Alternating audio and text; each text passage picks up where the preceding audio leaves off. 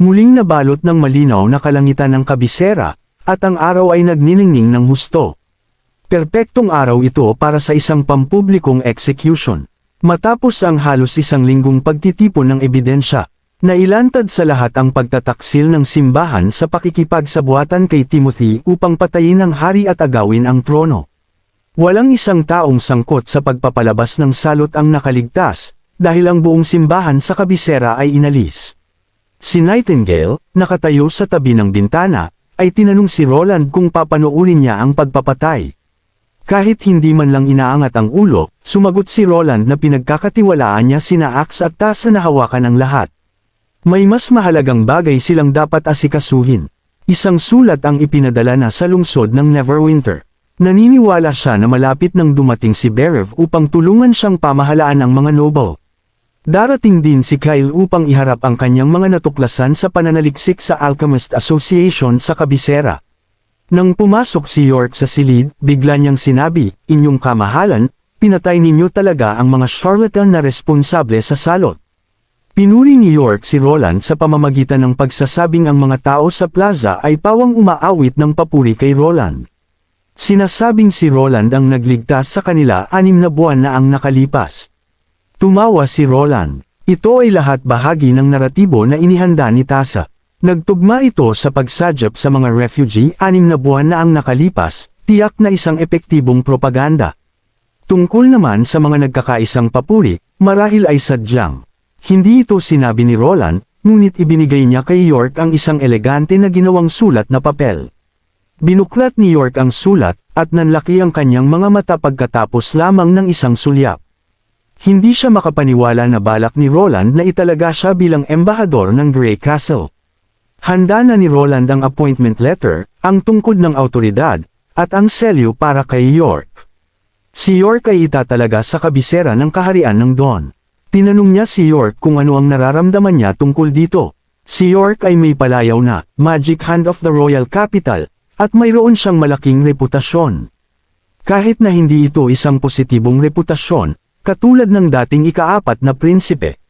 Maraming mga noble lady ang may iba't ibang koneksyon kay York. Kung bibigyan siya ng isang mahalagang papel sa munisipyo, lahat ng mga noble at mga ngalakal ay mag-aalala kung ang kanilang mga asawa ay hayagang ihahagis ang kanilang sarili sa kanya. Ang mga babaeng sangkot na kay York ay maaaring gamitin ang pagkakataon upang itaas ang kanilang katayuan. Ito ay isang bagay na hindi nais ni Roland na makita. Ang pagpapadala sa kanya sa ibang bansa ang tila pinakamagandang solusyon. Hayaan siyang akitin ng mga noble lady ng kaharian ng Dawn. Ang mga noble lady ay may natatanging alindog at partikular na nakamamangha. Marahil ay makakalikha pa si York ng isang bagong kapalaran para sa kanyang sarili doon. Agad na naintindihan ni York ang nangyayari. Lumuhad siya, at masigasig na sumagot na gagawin niya ang lahat higit pa sa kanyang kahilingan. Bago umalis si York, papayuhan ni Roland ang isang opisyal ng protocol na sanayin ng maayos si York. Pinapanood si York na umalis ng may mabuting kalooban. Tumawa si Roland at umiling. Nang malutas na ang bagay na ito, tinanong niya si Nightingale tungkol sa kinaroroonan ni Wendy. Balak niyang tawagin sina Wendy, Sylvie, Lightning, at Maggie upang makilala ang mga astrologo, at pupunta sila doon sa pamamagitan ng balon. Ang asosasyon ng mga astrologo ay matatagpuan sa isang mataas na lupa sa hilagang bahagi ng panlabas na lungsod. Dahan-daang bumaba ang hot air balloon sa isa sa mga tore. Lumapit sina Brian at ang mga gwardya upang batiin si Roland. Iniulat ni Brian na ang lugar ay ligtas at lahat ng mga judgment stone mula sa mga astrologo ay nakumpiska na. Tumanggaw si Roland nang may pagsang-ayon at pagkatapos ay ibinaling ang kanyang tingin sa isang hanay ng mga individual na nakasuot ng kulay abo na roba, na nakatayo sa likuran. Sa harapan ay nakatayo ang isang matandang lalaki, ang punong astrologo ng Royal Capital. Isang iskolar ng Scattered Stars. Malalim na yumuko ang iskolar. Ang Scattered Stars ay isang mahusay na pangalan, ngunit hindi ito ang kanyang tunay na pangalan. Ang pagkuha ng isang celestial name ay isang tradisyon na ninanais ng bawat astrologo. Ngunit tanging ang mga nakadiscover ng isang ganap na bagong konstelasyon ang karapat-dapat sa karangalang ito. Nakilala ng matandang ito ang 3 bagong madilim na bituin, na bumubuo sa konstelasyon ng scattered stars. Ipinakilala niya rin ang 8 master astrologo sa likuran niya. Ipinagbigay alam kay Roland na lahat ng narito ay ang nangungunang astrologo sa asosasyon. Umiling si Roland, nilinaw na hindi siya naparito upang humingi ng kanilang serbisyo sa paghula ng kapalaran. Naguluhan ang matandang lalaki. Ang layunin ni Roland ay ipakuha sa kanila ang lahat ng naitalang mapa ng bituin. Di nagtagal, mga tambak ng mga scroll at parchment ang mabilis na naipon sa mahabang mesa. Ang ilan sa mga balat ng tupa ay naging dilaw, malinaw na nagpapakita ng kanilang edad. Habang sinusuri ni Roland ang bawat mapa, may isang tanong sa kanyang isip. Ito ba ay talagang isang parallel universe? Tinanong ni Roland ang iskolar ng scattered stars tungkol sa ilan sa mga pinakatanyag na mapa ng bituin. Nalaman niya na lahat ng pangalan ay hindi pamilyar sa kanya. May mga nabanggit na araw at buwan na hindi naman siya nagulat. Ang araw ay isang ordinaryong bituin lamang. Ang Milky Way lamang ay may bilyon-bilyong ganoong bituin, at may bilyon-bilyong mga kalawakan tulad ng Milky Way sa universo. Kaya naman, ang pagkakaroon ng isang stable na star satellite system ay hindi naman katakataka. Dahil sa lawak ng universo, anumang bagay ay maaaring mangyari. Gayunpaman, hindi siya sigurado tungkol sa mga pagkakatulad ng mga species. Ang ebolusyon ng buhay ay puno ng mga pagkakataon. Kahit nasa parehong mga kondisyon, maaaring lumitaw ang iba't ibang mga anyo ng buhay. Bukod dito, hindi naman parang natural na nabubuhay ang mga demonic beast at demonyo. Sa kasamaang palad, ang mga pamilyar na konstelasyon tulad ng Big Dipper o ang kilalang mga zodiac sign ay wala rito. Ang pagkakatuklas na ito ay medyo nakalungkot kay Roland. Humikab siya at lumingon sa paligid ng bulwagan. Tinanong niya kung ilan ang miyembro ng Astrologers Association. Sumagot ang Scholar of the Scattered Stars. May 9 na astrologo, 156 na apprentices, at 67 na manggagawa at artesano. Pagkatapos makinig, inihayag ni Roland ang kanyang intensyon na isara ang obserbatoryo at inutusan ang lahat na mag-impake at samahan siya pabalik sa lungsod ng Neverwinter. Ang pahayag na ito ay ikinagulat ng lahat. Tumayo si Roland, hindi siya naniniwala sa pagbabasa ng kapalaran, naniniwala lamang siya sa kanyang sariling pagpili. Bilang hari ng Grey Castle, may kapangyarihan siyang isara ang lugar na ito. Sa Western Territory, matututo sila ng tunay na kaalaman tungkol sa mga bituin, sa halip na tingnan ang mga ito bilang malabo na mga landas ng kapalaran. Dahan-daang tumayo ang punong astrologo at sinabi, iginagalang na kamahalan, sinabi kay Roland na hindi niya ito magagawa. Sa lahat ng oras, dapat nilang obserbahan ang mga bituin, hindi dapat istorbohin ang ibang mga bagay. Ang mismong utos na ito ay galing sa mga ninuno ni Roland. Nagulat si Roland at napansin ang mga nagulat na ekspresyon ng mga tao.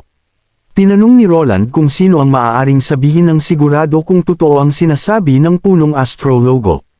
Ibinaba ng punong astrologo ang kanyang ulo, sinasabing hindi may kakaila ang bagay na iyon at mayroon siyang patunay, ngunit maaari lamang niyang ibunyag ito kay Roland lamang. Narinig ito, ang ibang mga astrologo ay umalis sa silid. Pagkatapos mag-isip ng sandali, tumanggo si Roland sa mga mangkukulam at sa kanyang mga personal na gwardya, sinenyasan silang umalis, tanging si Nightingale lang ang naiwan sa dilim para sundan siya. Pinunta ng punong astrologo si Roland sa isang maliit na silid sa tabi ng pangunahing bulwagan. Nagpakita siya ng isang kaong bakal na may paggalang niyang inilagay sa harap ni Roland. Ito ay isang utos na iniwan ng mga ninuno ni Roland, na nakikita ang mismong sitwasyong ito. Noon lang napagtanto ni Roland, tungkol ba ito sa pagsasara ng obserbatoryo. Humikab ang punong astrologo, ipinakita na hindi ito ang unang pagkakataon na ganito. Kahit na ang astrolohiya, kasama ang alchemy, ay itinuturing na pag-aaral ng mga pantas, hindi sila pantay na itinuring. Ang mga produktong alchemico ay nagdulot ng malaking kita sa kaharian, samantalang ang mga astrologo ay kailangang gumastos ng malaking halaga ng ginto sa mga dekalidad na kristal at mga artesano taon-taon, na nagbubunga ng kaunti hanggang wala.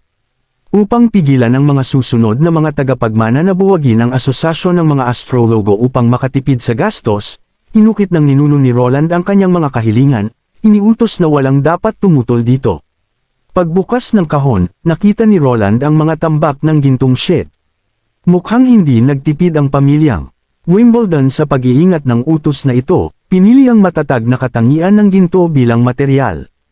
Ang unang sheet ay may eksaktong mga salitang sinabi ng punong astrologo, walang sinuman ang dapat makialam sa obserbatoryo, at hindi dapat makialam sa astrologo na nagmamasid sa mga bituin, sapagkat doon nakasalalay ang mga sikreto na nagsasabi ng kapalaran ng mundo.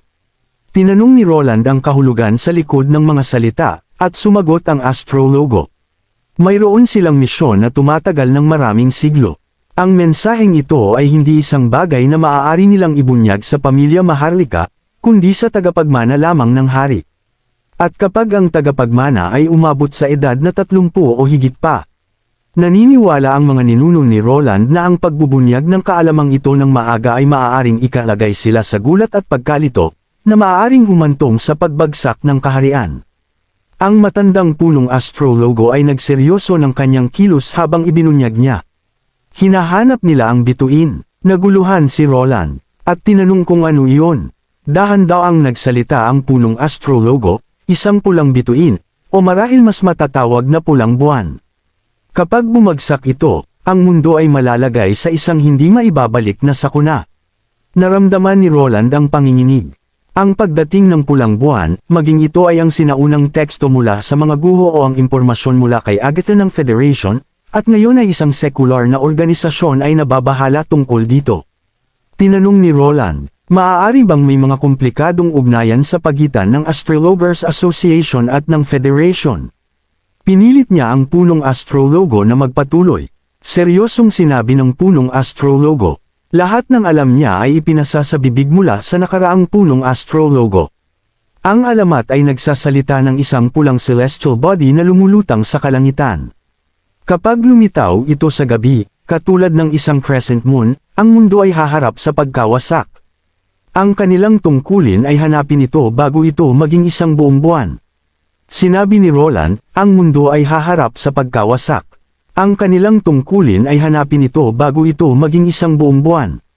Sa pamamagitan ng pagkilala sa trajectory nito, maaari nilang mahulaan ang apocalypse, at iyon ang tunay na layunin ng asosasyon ng astrolohiya.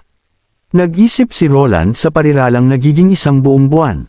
Ipinaliwanag ng punong astrologo, ang mga celestial body ay palaging gumagalaw. Katulad ng araw at buwan, halimbawa, lumilitaw ang mga ito sa harap nila sa isang fixed cycle. Ang kanilang alternating presence ay hindi nangangahulugang nawawala sila, lumilipat lamang sila sa isang posisyon na wala sa kanilang paningin. Ang landas ng paggalaw na ito ay tinatawag na isang trajectory. Sa katunayan, ang karamihan sa mga celestial body ay may kanya-kanyang natatanging trajectory. Kaya, ang bituin ng pagkawasak ay hindi dapat magkaiba. Talagang nagulat si Roland, habang ang mga teoryang ito ay karaniwang kaalaman sa modernong panahon at edad pabalik sa lupa, para sa mga astrologo na walang sopistikadong mga tools sa pagmamasid upang matukoy na ang mga celestial body ay gumagalaw sa mga fixed orbit ay medyo kahanga-hanga. Gayunpaman, pagkatapos ng lahat ng oras na ito, hindi pa rin nila natagpuan ang tinatawag na bituin ng pagkawasak. Ang misyon na minana mula sa nakalipas na mga siglo ay hindi tinukoy ang tiyak na oras ng pagdating nito.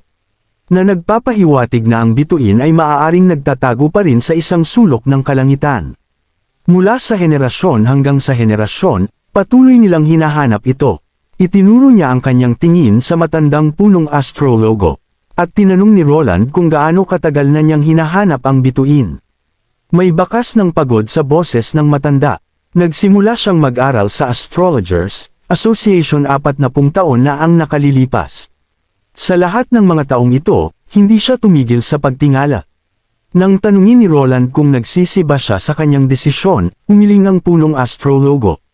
Malamang mga 10 taon na ang nakalilipas, maaaring nakaramdam siya ng kaunting pagsisisi. Ngunit mula nang tanggapin niya ang tungkulin bilang punong astrologo at ang mabigat na responsibilidad. Mula sa mga naunang iskolar, naunawaan niya kung ano talaga ang kanyang hinahanap. Ito ay magiging isang tunay na gawa ng astrolohiya, isang walang kapantay na propesya. At ang mismong kakanyahan ng pag-iral ng Astrologers Association.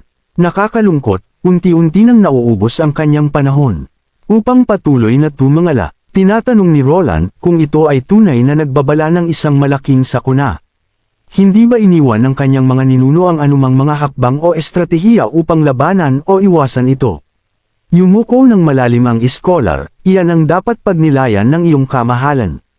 Paano pamumunuan ng mga mamamayan at tiyakin ang kanilang kaligtasan sa harap ng gayong sakuna?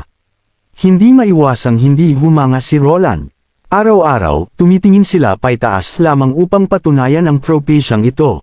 Nananatiling matatag sa kanilang tungkulin kahit na sa harap ng malas na pulang buwan na sumisimbolo sa katapusan.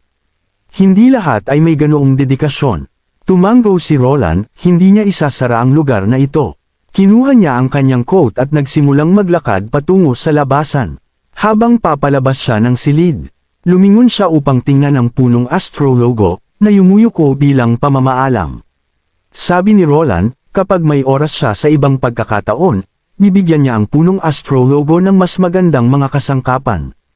Para sa pagmamasid, kasama ang tunay na kaalaman sa astrolohiya, naguluhan ang punong astrologo. Sa pangakong ito, nang walang karagdagang paliwanag, patuloy si Roland, dagdag pa rito, kahit na ang pulang buwan ay papalapit, hindi ito magiging tanda ng katapusan. Tiyak na makakaligtas sila. Sumakay ang grupo sa basket ng hot air balloon, patungo sa palasyo ng hari. Habang umaakyat sila, si Lightning, na nakaupo sa gilid ng basket, ay nagtanong, ano ang nangyari? Tumingin pababa sa mga astrologo, kinuwento ni Roland ang mga pangyayari mula sa bulwagan. Una niyang balak ilipat silang lahat sa kanlurang teritoryo, ngunit pagkatapos makonsider ang kanilang mga dekada ng maingat na tungkulin, nagpasya siyang hayaan silang tapusin ang kanilang huling pagbabantay. Sa obserbatoryo, ngumiti si Wendy, si Roland ay tunay na isang mabuting pinuno. Inulit ni Maggie ang parehong pangungusap. Dito, naisip ni Roland na ang bituin ng pagkawasak na kanilang inaante ay maaaring may kaugnayan sa nabanggit ni Agatha. Ang paglitaw ng pulang buwan na nagbabalita ng katapusan, ang propesyang ito ay malamang na nauugnay sa mga mangkukulam.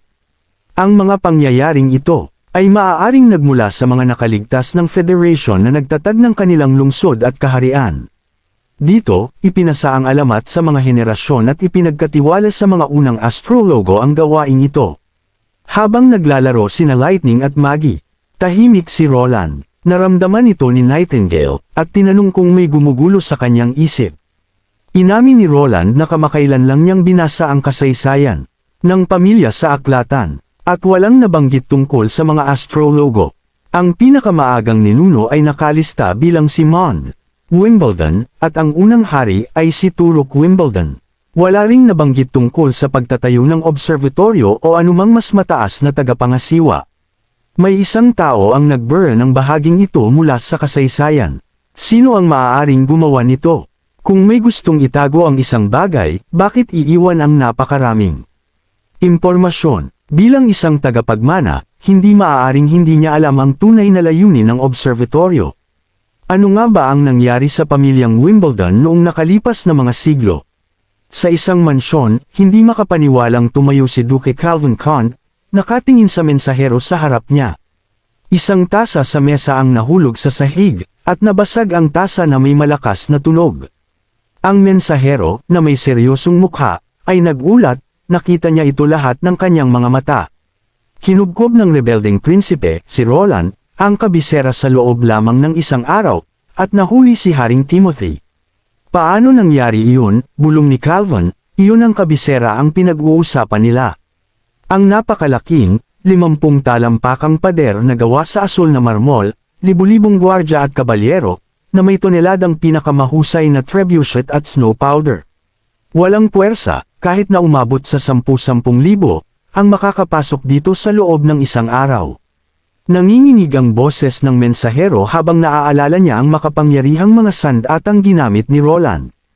Kahit na ang mga kabalyero pagkatapos uminom ng gamot ng simbahan ay hindi nakapigil sa kanilang pagsulong. Hindi maisip ni Calvin kung paano ito nangyari. Nang nakaraang linggo lang, nakatanggap siya ng utos mula kay Timothy. Hiniling sa kanya na magpadala ng mga tropa upang tulungan ang kabisera. Bilang bagong gininto ang duke ng hilagang teritoryo, natural na kailangang tumugon siya.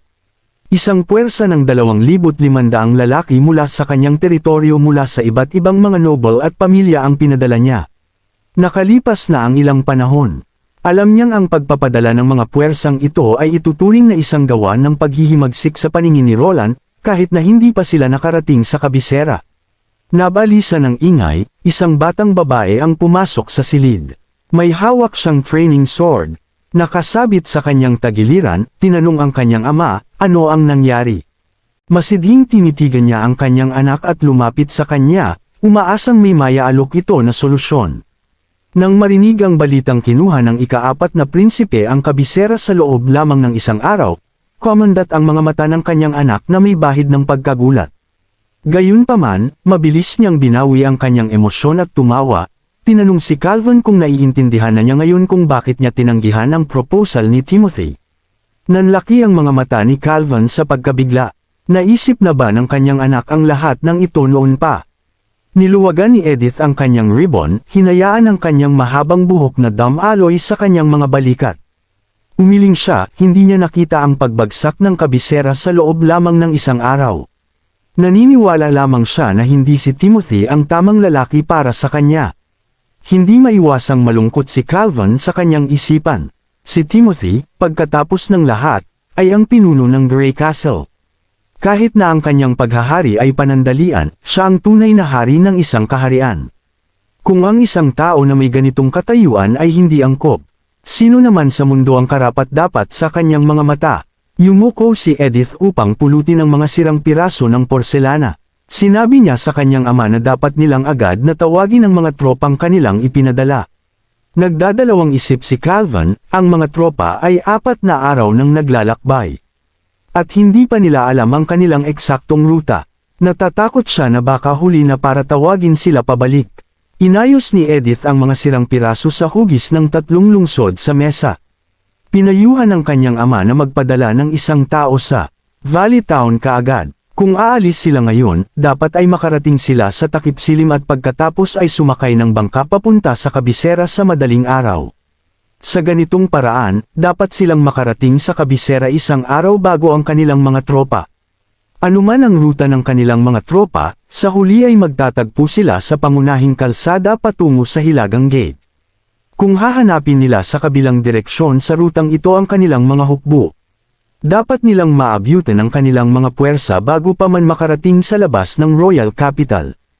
Agad na inutusan ni Calvin ang mensahero. Hinimok ang mensahero na umalis ngayon. Nang makalayo na ang mensahero, tinanong pa rin ni Edith ang kanyang ama kung kaya nilang labanan ang pagsalakay ng ika-4 na prinsipe. Nakaramdam ng panginginig si Calvin. Ang mga pader ng Eternal Night City ay hindi man lang kalahati ng laki ng mga pader ng kabisera. Malamang ay guguho ang mga ito sa loob lamang ng isang araw kapag nahaharap sa mga nakakatakot na sandatang apoy na iyon. Dagdag pa ni Edith, ang kanilang mga puwersa ay hindi sapat. Pamamagitan ng pakikipag-alyansa kay Timothy, maaaring sa paningin ni Roland, ang kanilang pamilya ay maaaring ituring na walang pagkakaiba sa isang kaaway. Kung gusto nilang magpatuloy ang kanilang linya ng pamilya, dapat silang gumawa ng higit pa at maging mas aktibo.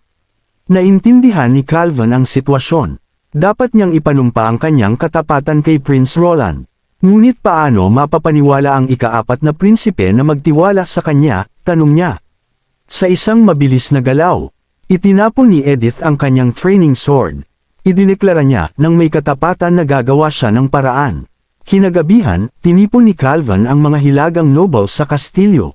Ang balitang hindi nakayanan ni Timothy na manatili kahit isang araw ay nakakagulat, at sa isang sandali, walang nang ahas magsalita sa malaking bulwagan. Pagkatapos ng mahabang katahimikan, may isang nagmungkahi. Bakit hindi sila magpadala ng isang envoy upang alamin ang intensyon ng ika-4 na prinsipe? Agad itong sinang-ayunan ng isa pang noble. Kung hindi makikialam si Roland sa hilagang teritoryo, hayaan siyang maging hari. Ngumisi si Count Lister, kung magpapakita sila ng kahinaan mula sa simula, maaaring higpitan ng mga lubod sa kanilang mga leeg anumang oras. Sa paningin ni Roland, mga traidor na sila. Isang matandang noble ang kinuyam ang kanyang kamao habang sinasabi na pinatay ni Roland ang kanyang kapatid, dapat siyang magbayad ng kapalit. Sumang-ayon ang isa pang noble, sinasabi na ang hilagang teritoryo ay mayaman, kahit na ang hukbo ni Roland ay maaaring hindi matatalo sa mga kapatagan at ilog. Hindi sila siguradong mananalo dito. Unti-unting naging maingay ang bulwagan dahil sa mga katulad na komento. Dahil sa paninindigan ng Lister at host families, nagsimulang lumipat ang panig ng mga tao. Nanatili si Calvin na tahimik ngunit lumalaki ang kanyang pagkabalisa. Napunta ang atensyon sa kanya, tinatanong kung siya ba ay nanumpa na ng katapatan sa ika-4 na prinsipe. Habang handa nang magsalita si Calvin, tumayo si Count Lister at nagsabi, wala nang dapat pang pag-usapan. Bago umalis, dagdag niya ng nakangisi, kung gusto ni Calvin na iligtas ng ika-4 na prinsipe ang kanyang buhay, maaari niyang ayalay si Edith na nakagapos at ipadala siya sa palasyo. Ang dalawang anak ni Calvin, nagalit sa pang-iinsalto sa kanilang kapatid, ay umabot sa kanilang mga armas, ngunit sinenyasan sila ni Calvin na umupo. Nang walang hiya, si Count Lister, nakatayo sa pintuan, ay nagkomento sa pagkagusto ng ika-4 na prinsipe sa magagandang babae. Tiyak na ililigtas ni Roland ang buhay ni Calvin kapag nakita niya si Edith na hubot-hubad sa kanyang kama. Biglang tumigil ang tawanan ng mga tao nang makita nila ang isang espada na tumutusok mula sa likuran ni Count Lister. Nakangiting tinignan ni Edith si Count Lister, at tinanong kung siya ba ang tinutukoy nito. Walang magawa na dumulas ang katawan ni Count Lister sa isang tabi. Nanlaki ang mga mata ni Count Hose sa takot habang tinawag niya ang mga gwardya, ngunit lahat ng gwardya sa pintuan ay natamba na. Hawak ang kanyang espada, kinausap ni Edith si Count Hose. Marahil ay nakalimutan ni Count Hose kung sino talaga ang may hawak sa Northern Territory. Hinayla ng mga tauhan ng pamilya Lister at Hose ang kanilang mga espada, habang ang maliliit na mga noble ay naparalisa sa takot. Hindi interesado si Calvin sa mga pagtatalo, sumigaw siya sa lahat na ibaba ang kanilang mga armas. Lahat ng susuko ay papatawarin, ngunit ang lalaban ay hindi bibibigyan ng awa. Hindi pinansin ng dalawang pamilya ang mga salita ni Calvin at naglaban sa kabilang panig. Nakatuon ang mga mata ni Edith kay Aiden Hose, siya ang pinakamalakas na kabalyero sa pamilya Hose. Una niyang inihagi sa kanya ang isang bote ng alak, pagkatapos ay tumalon sa isang mahabang mesa sa kahoy, inatake siya mula sa itaas gamit ang kanyang espada. Sa kritikal na sandali, ipinakita ni Aiden ang mahusay na reflexes ng isang sinanay na kabalyero. Inilayo ang bawat galaw ni Edith. Walang takot ang mukha ni Edith, ang kanyang tingin ay nakatuon sa kanya. Napansin ni Aiden ang kanyang determinasyon at napagtanto na, sa harap niya, ay isang babae na kasing galing ng isang propesyonal na kabalyero. Kumpiyansa sa kanyang superior na lakas, malakas niyang inundayan si Edith. Natamba ang kanyang espada, at nawalan siya ng balanse, nahulog sa mesa. Sumigaw si Calvin sa kanyang mga gwardya upang tulungan si Edith, ngunit masyadong mabilis ang mga pangyayari para makagambala ang sinuman. Habang bumagsak si Edith sa sahig, gumawa siya ng mabilis na galaw, pinutol ang isang paa ng mesa. Hindi alam ito, si Aiden, sa kanyang pagtatangka na maghatid ng isang pangwakas na atake, tumalon siya sa hindi matatag na mesa. Sa kanyang sorpresa, ang mesa ay gumuho sa ilalim ng bigat ni Aiden. Bumagsak si Aiden sa sahig, malakas na tumama ang kanyang ulo. Tumalon si Edith sa likod ni Aiden, humugot ng dagger mula sa kanyang sinturon, at tinapos siya. Tumingin si Calvin sa kanyang anak na babae na may halo ng paghanga at ginhawa. Tumayo siya mula sa kanyang upuan at sinuri ang silid. Ibinaba ng lahat ng maliliit na noble ang kanilang mga ulo, hindi nang ahas na salubungin ang kanyang tingin. Malakas niyang ipinahayag, pinatay ang pamilya ni Lister at Hose dahil sa kanilang pagsasabuatan laban kay Haring Wimbledon. Ang iba sa inyo ay may pagpipilian, alinman ay sundin ang halimbawa ng dalawang bangkay na ito o manampa ng katapatan sa bagong hari. Ang sagot ay unanimous. Ibinaba ng natitirang mga gwardya ang kanilang mga armas at lumuhad ang mga nobles sa pagpapasakop. Ginamit ni Calvin ang isang panyo upang panasan ang dugo mula sa mukha ng kanyang anak na babae. Tinanong niya kung tapos na ba at kung tatanggapin sila ni Haring Roland. Kinutya ni Edith, naalala ang dating pagtukoy ng kanyang ama kay Roland bilang isang rebelding prinsipe. Tinignan siya ni Calvin, pinapaalala sa kanya na sinabi niya rin ang parehong bagay isang araw lang ang nakalipas. Natanto na walang silbi ang paglaban at ang pagsuko ang kanilang pinakamagandang opsyon, isinasaalang-alang nila ang susunod na mga hakbang. Naisip ni Edith na kahit na maaari nilang gawin ang lahat ng mga pagpapakita ng katapatan at pagpapasakop, ang pangwakas na desisyon ay nasa kamay ni Haring Roland. Maaari niyang piliing ilagay ang kanyang pinagkakatiwalaang tao sa Northern Territory o kahit natanggalan si Calvin ng ilan sa kanyang mga pribilehiyo bilang noble. Ngunit, tulad ng itinuro ni Edith, walang garantiya ang kanilang kaligtasan. Ngunit ngayon, mayroon silang pagkakataong patunayan ang kanilang halaga at katapatan. Pinag-isipan ito ni Calvin ng ilang sandali, malinaw na nahihirapan sa katotohanan. Naramdaman ni Edith ang pagkalungkot ng kanyang ama, sinubukan niyang pag-aanan ang Maud. Pinaalala niya sa kanya na kailangan nilang pagtibayin ang kanilang kapangyarihan at bawiin ang mga estate at lupain. Sa pamamagitan lamang ng pagpapakita ng kanilang kakayahan at talino ay magkakaroon sila ng pagkakataong tanggapin ni Haring Roland. Tumingin si Calvin sa kanyang anak na babae, tila napagtanto kung ano ang susunod niyang gagawin.